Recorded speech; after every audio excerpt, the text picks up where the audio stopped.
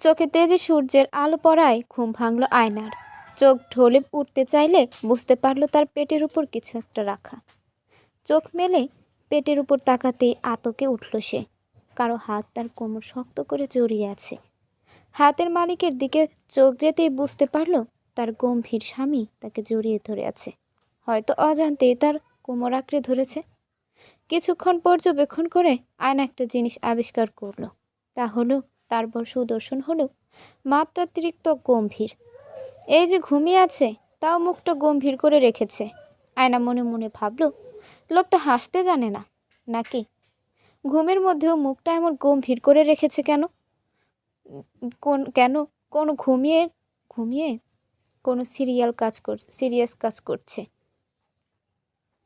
নিজের আবল তাবল পর্যবেক্ষণ শেষে আয়নার মনে হলো এবার তার ওঠা উচিত। অনেক দেরি হয়ে গেছে হয়তো।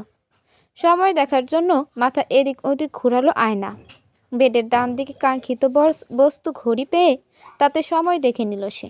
8:10 বেজে গেছে। তার মানে অনেক দেরি হয়ে গেল। ওঠার জন্য উসখুস করতে লাগলো সে। কিন্তু উঠবে কিভাবে? সে যে শক্ত করে ধরে রেখেছে দেখে ফোঁস করে শ্বাস ছাড়ল সে। অনেক সাবধানতার সাথে তাকে উঠতে হবে, না হলে লোকটা জেগে যাবে। আর লোকটা জেগে গেলেই তাকেই লজ্জায় পড়তে হবে।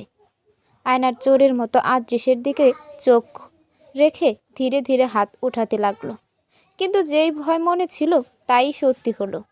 আদৃশের ঘুম ভেঙে গেল।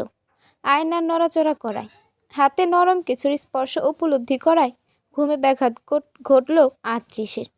পিট পিট করে চোখ খুলে পাশে তাকাতেই দেখল আয়না গোল গোল চোখ করে তার দিকে তাকিয়ে আছে।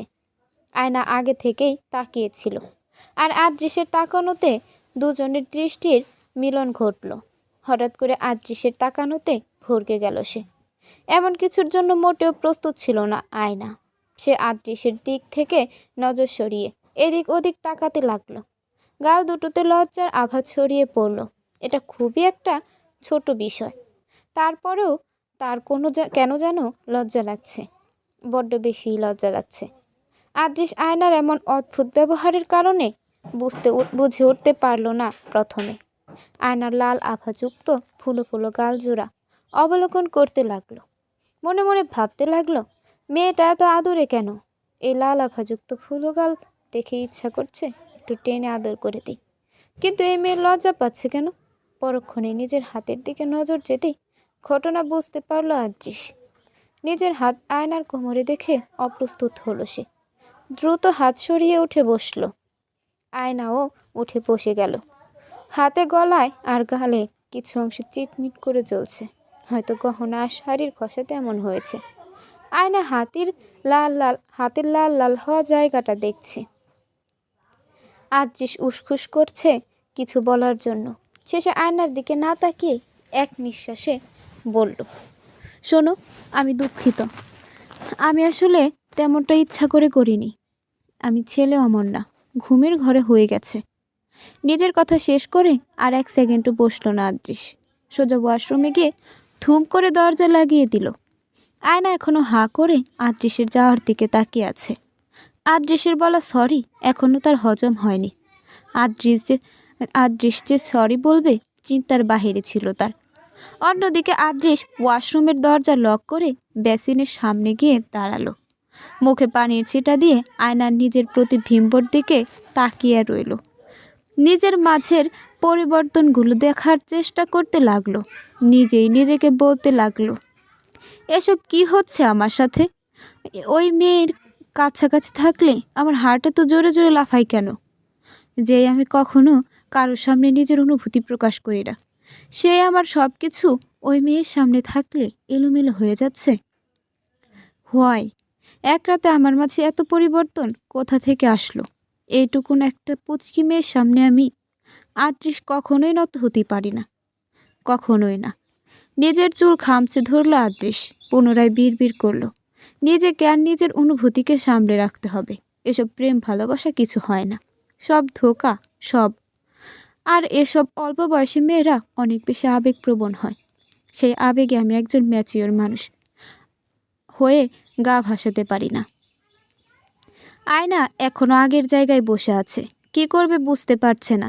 গহনাগুলো সব একে একে খুলে রেখেছে, কিন্তু শাড়ি তা তো চেঞ্জ করা হলো না। পরনের শাড়িটাকে এখন খুব বেশি বিরক্তিকর লাগছে আয়নার। শরীরটা ম্যাজম্যাজ করছে। শাওয়ার নিতে পারলে ভালো লাগতো, কিন্তু তার লাগেজ কাপড় কোথায় আছে জানা নাই তার। তাই বিরক্ত লাগা সত্ত্বেও চুপচাপ বসে আছে। আদৃশ ফ্রেশ হয়ে এসে দেখলো আয়না ঠোঁট উল্টে নিজের হাত উল্টে পাল্টে দেখছে। প্রথমে এর কারণ না ধরতে পারলো, গলার দিকে চোখ যেতে একটু অস্থিরতা কাজ করলো আদৃশের মনে। গলার দিকটা লাল লাল হয়ে আছে। সে এক পা দুই পা করে আয়নার কাছে গিয়ে দাঁড়ালো। জিজ্ঞাসা করলো, হাতে গলায় কি হয়েছে, এমন লাল হয়ে আছে কেন? আয়না হুট করে আদৃশের আওয়াজ শুনে একটু ভয় পেল, নিজেকে সামলে নিল। মিনমিন করে বলল, শাড়ির কাজ আর গহনার ঘষা লেগে এমন হয়েছে। আদৃশ ফোঁস করে একটা শ্বাস ছাড়ল। বিরক্তিতে কপাল কুঁচকে এলো তার। এখন এই দাগ দেখে মানুষজন উল্টাপাল্টা ভাবলে কি হবে? আয়নার দিকে তাকিয়ে রাগী গলায় বলল, স্টুপিট একটা, এসব জঞ্জাল পরে ঘুমালে তো এমন হবে। এখনো বসে আছো কেন স্টুপিট? যাও ড্রেস চেঞ্জ করে আসো। আদৃশের বকা খেয়ে আয়নার মুখটা কাদো কাদো হয়ে গেল। ঠোঁট উল্টে ভাবতে লাগলো, তার জামাইও বুঝি রিয়ার আর তার মার জামাইয়ের মতো হবে। কি হলো, যাও। আয়নার হেলদোল না দেখে হালকা ধমক দিয়ে বলল আদৃশ। আয়না কেঁপে উঠে কেঁদেই ফেললো এবার। কোনো শব্দ হচ্ছে না, শুধু চোখ দিয়ে টপ টপ করে পানি পড়ছে। আয়নার চোখে পানি দেখে আদৃশ নিজের বুকের মধ্যে কেমন চিনচিন ব্যথা অনুভব করলো। তার এই অল্প বকায় যে আয়না কেঁদে ফেলবে বুঝতে পারেনি সে। আদৃশ আয়নার দিকে ঝুঁকে বিছানার দুপাশে নিজের হাত রাখলো। হঠাৎ আদৃশের এত কাছে আসার কারণ বুঝে উঠল না আয়না। ফ্যাল ফ্যাল করে তাকিয়ে রইল সে। আদৃশ আয়নার চোখে চোখ রেখে বলল, কি সমস্যা? ফ্রেশ হতে বললাম তো, তাতে কাঁদলি কেন? তোমার কি এই জঞ্জাল পরে বসে থাকতে ইচ্ছে করছে? তাহলে বসে থাকো। আয়না নিম্ন স্বরে বলল, আসলে আমার লাগেজ কোথায় আমার জানা নেই, আমি ফ্রেশ হয়ে কি পরব? এবার কাহিনী বুঝলো আদৃশ। আয়নার কপালে একটা টোকা মেরে বলল, তুমি আসলে একটা স্টুপিড। এতক্ষণ বলা যেত না এই কথা। আদৃশ নিজের ফোন নিয়ে ব্যালকনিতে চলে গেল কাউকে কল করতে। আয়না কপাল ঘষতে ঘষতে বিড় করে বলল, বারবার স্টুপিড স্টুপিড করে কেন? এখন তো জানলো কি সমস্যা, তাও হেল্প করলো না। লোকটা একদম ভালো না। আদৃশ ফোনে কথা শেষ করে রুমে ঢুকে দেখলো আয়না নাক মুখ কুঁচকে বসে আছে আর বিড় করে কিছু একটা বলছে। আদৃশ গেস করলো হয়তো তাকে নিয়েই কিছু বলছে। কিছুক্ষণ পর দরজায় টোকা পড়তেই আদৃশ গিয়ে দরজাটা খুলে দিল। আয়না দেখলো কালকে গাড়িতে তার পাশে বসা মেয়েটি ভেতরে ঢুকছে। তার হাতে অনেকগুলো প্যাকেট দেখা যাচ্ছে। আদৃশ মেয়েটাকে উদ্দেশ্য করে বলল, শোনো, আমার কিছু কাজ আছে, আমি ছাদে যাচ্ছি। কেউ ডাকলে আমাকে একটু জানিয়ে দিস। আর আমি যাওয়ার পর এই বাচ্চাকে সম্পূর্ণরূপে তৈরি করে তারপর যাবি, না হলে আবার অন্য কোনো ঝামেলা বাঁধিয়ে বসে থাকবে। কথা শেষ করে আয়নার দিকে বাঁকা চোখে তাকালো আদৃশ। আয়না গাল হালকা ফুলে তার দিকে তাকিয়ে আছে। আয়নার রাগ হচ্ছে, তাকে বাচ্চা কেন বলবে? সে তো এতটাও বাচ্চা না। আদৃশ আয়নাকে বাচ্চা বলায় হু হা করে হেসে দিল মেয়েটা। অনেক কষ্টে হাসি থামিয়ে বলল, তুমি চিন্তা করো না ভাইও, আমি ভাবিকে সুন্দর মতো তৈরি করে নিচে নিয়ে যাব। আর শোনো, 10টায় সবাই ব্রেকফাস্ট করবে। কালকে দেরিতে ঘুমানোর কারণে অনেকেই উঠতে পারেনি, তাই আজকে একটু লেটে ব্রেকফাস্ট করা হবে। তুমি 10টার সময় টেবিলে চলে এসো, তাহলেই হবে। এবার বের হও, তোমার বউকে রেডি করি। আদৃশ মাথা নেড়ে সম্মতি জানালো। একবার আয়নার দিকে তাকে স্টাডি টেবিলের কাছে চলে গেল। অনেকগুলো ফাইল টাইপ কিছু ল্যাপটপ আর ফোন নিয়ে রুম থেকে চলে গেল। আয়না আদৃশের যাওয়ার পানে তাকিয়ে রইল। মেয়েটা গাল টেনে দেওয়াতে ধ্যান ভাঙল তার। মেয়েটার আয়নার গাল টেনে বলল, ভাইও কিন্তু ঠিকই বলেছে, তুমি আসলে একটা বাচ্চা, একদম কিউট বাচ্চা। আমার তোমাকে দেখে অনেক আদর আদর পাচ্ছে। ওহ, তোমাকে তো আমার পরিচয় দেওয়া হলো না। আমি আনিকা, আদৃশ আর আহিল ভাইয়ার ছোট বোন। আয়না মনে মনে ভাবল, এই আদৃশটাকে? আহিল ভাইয়া তো মীরা আপুর পর। তাহলে আদৃশ কি উনি? হয়তো। মনে মনে বার কয়েক আদৃশের নাম আর হলো আয়না। এর মধ্যে আনিকা বলতে লাগলো, আমি অনার্স প্রথম বর্ষে পড়ছি, শীঘ্রই দ্বিতীয় বর্ষে চলে যাব। আমার তো মনে হয় তো আমি তো মনে হয় তোমার তুলনায় বড়। অবশ্য বয়সে বড়, সম্পর্কে তুমি আমার বড়। তুমি চাইলে আমাকে নাম ধরেও ডাকতে পারো, যেভাবেই ডাকো না কেন। আমাকে নিজের বান্ধবী মনে করবে, কেমন? আজ থেকে তুমি আমি ফ্রেন্ড, ওকে? আয়না আনিকার বন্ধুত্বসুলভ ব্যবহারে খুব খুশি হলো। আনন্দে চোখ জল জল করে উঠল তার। হালকা হেসে বলল, ওকে, কিন্তু তুমি তো আমাকে ভাবি ভাবি করছো, তাহলে কিভাবে হবে? তুমি আমাকে নাম ধরে ডাকবে। আনিকা বলল, সম্পর্কে তুমি আমার বড় ভাবি হও, তাই তোমাকে ভাবি ডাকতেই হবে। না হলে মা বড় আম্মু রাগ করতে পারে। আচ্ছা, এক কাজ করা যাক, তোমাকে সবার সামনে ভাবি ডাকবো, আর অন্যান্য সময় আয়না, ওকে? আয়না বলল, ওকে। আনিকা আয়নাকে তাড়া দিয়ে বলল, এবার যাও তো, দ্রুত শাওয়ার নিয়ে আসো, তোমাকে রেডি করে দেই। এই যে এই ব্যাগ নিয়ে যাও, এর মধ্যে প্রয়োজনীয় সব জিনিস আছে।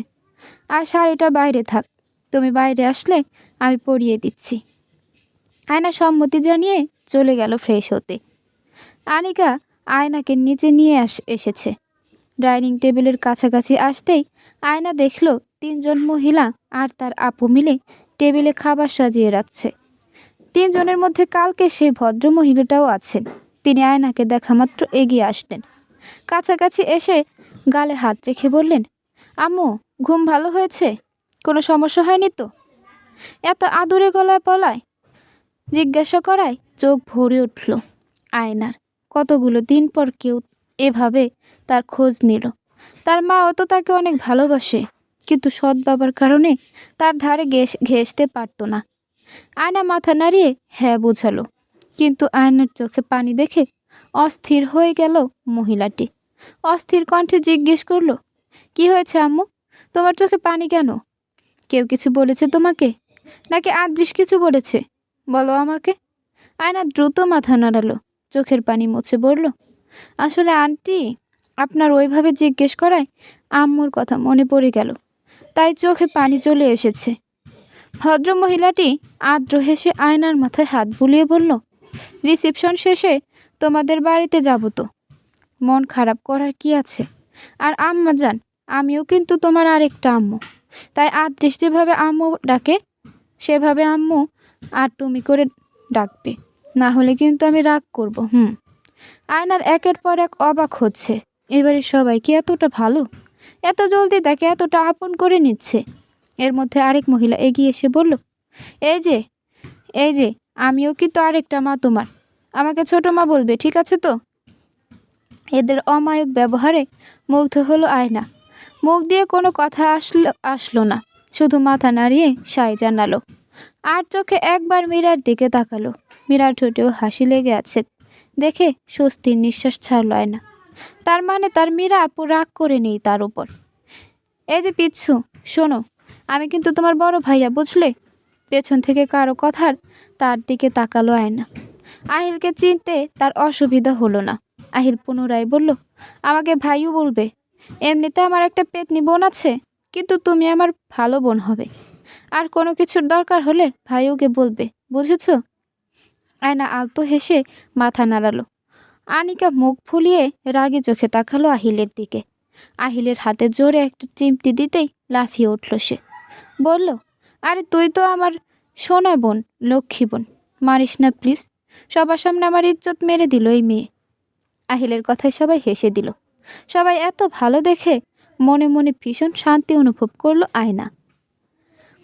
ঠিক 10টা বাজার 5 মিনিট আগে টেবিলে হাজির হলো আদৃশ। আহিল আর আহিলের বাবা বসেই ছিল। আদৃশ বসতেই তার পেটে একটা খোঁচা দিল আহিল। ফিসফিস করে বলল, কি ব্রো, বাসরাত কেমন কাটলো? আদৃশ কটমট চাহনি দিতেই ভদ্র ছেলের মতো সোজা হয়ে বসে গেল আহিল। একে একে সবাই টেবিলে এসে বসছে। সবার শেষে রান্নাঘর থেকে একত্রে বের হলো আয়না আর আদৃশের আম্মু অনু। দুইজনের মধ্যে অনেক ভাব হয়েছে, দেখেই বোঝা যাচ্ছে অনু আয়নাকে কিছু একটা বলছে, আর আয়না মিট মিট করে হাসছে। আয়নার হাসিতে চোখ আটকে গেল আদৃশের। হাসলে ফোলা গালজোড়া আরও কিছুটা ফুলে উঠছে, যার কারণে মারাত্মক কিউট লাগছে তাকে। আদৃশের গম্ভীর চাহনি আয়নার উপর বিচরণ করতে লাগলো। হালকা রঙের একটা শাড়ি পরানো হয়েছে আয়নাকে। মুখে নেই কোনো প্রসাধনীর ছাপ, আরও কতটা স্নিগ্ধ পবিত্র লাগছে। দ্রুত নিজের দৃষ্টি সরিয়ে নিল আদৃশ। মনে মনে বলতে লাগলো, কি হচ্ছে আমার সাথে? আমার চোখ জোড়া এতটা বেহায়া কি করে হতে পারে? না, নিজের চোখকে সামলে রাখতে হবে, না হলে এই চোখই আমার সর্বনাশ ঘটিয়ে ছাড়বে।